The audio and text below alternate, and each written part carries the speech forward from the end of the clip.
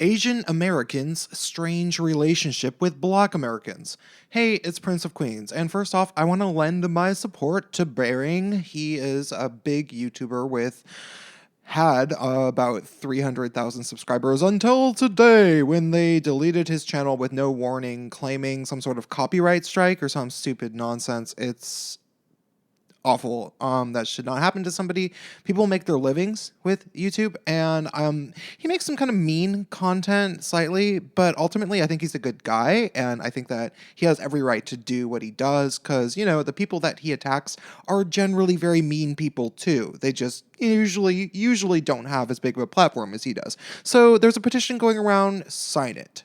Anyhow, what I'm talking about today is the subject of how Asian Americans will potentially react to a Trump presidency. And I find it very interesting as somebody who has always had a lot of Asian American friends for whatever reason. And I do mean a lot, as I can show you high school pictures of myself where I'm surrounded by like 3 or 4 Asian friends. It's just been a thing for whatever reason. One thing I can tell you is definitely true is that what Margaret Cho has said about Asian American people, it was something to the effect of, we never know whether we have more in common with Black people or white people. So when they start fighting, it's like, we just want to be on the winning side. Truthfully, I've seen that over and over in my life with certain Asian friends of mine. Definitely not all of them are doing this thing that Margaret Cho describes, and I would say that Asian Americans are particularly hard to make stereotypes and generalizations about because there are so many Asian cultures that are so different than each other. I mean, think about it. Try seeing how much in common a household of Vietnamese immigrants has with that of a third-generation Japanese American household. It's gonna be kind of different. Regardless, from my observation, while a lot of Asian people are not dissimilar to white Americans culturally, others are super obsessed with Asian culture and hang out primarily at the mall or whatever. And still others are primarily obsessed with Black culture.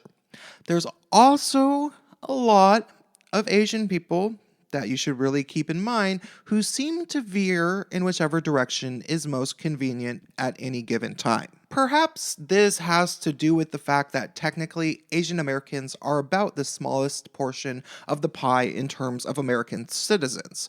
That all said, I think that if there isn't a sizable pool of people who look like you around, it would obviously be rather difficult to figure out any form of group identity.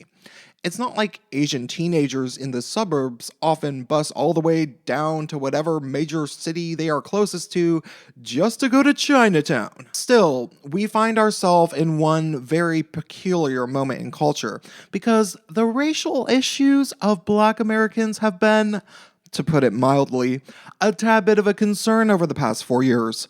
That all said, as much as I know several awesome Asian people, there's also been a ridiculous amount of virtue signaling and pandering to Black Americans from the Asian community over the past few years. I mean, seriously, look at this picture from Seattle. I just found it floating around online, but I thought it was kind of funny. Look at the one Black woman to the left. She's kind of like elderly. Maybe not elderly, but you know, middle-aged at least. When the Asian cop who shot and killed an unarmed Black man was not given any jail time, there was a gigantic uprising of social justice-oriented Asian people as a response.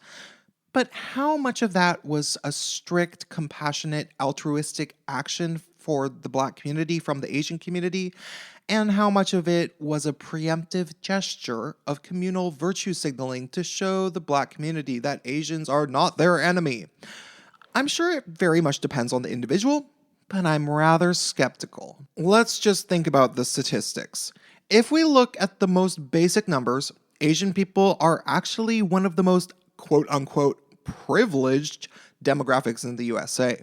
They earn more money on average than white people, though I cannot say that I know the numbers of where that comes from because they might be kind of distorted and skewed, similar to the male to female wage gap, 70 cents per dollar nonsense, which is drastically exaggerated. Maybe it's exaggerated with Asian people too. We should take that into account when we say such things as more of the anti-SJW type crowd. More so, Asian people are less likely to suffer from violence by police officers and are less likely to be convicted of crimes, I believe, than whites, certainly more so than blacks.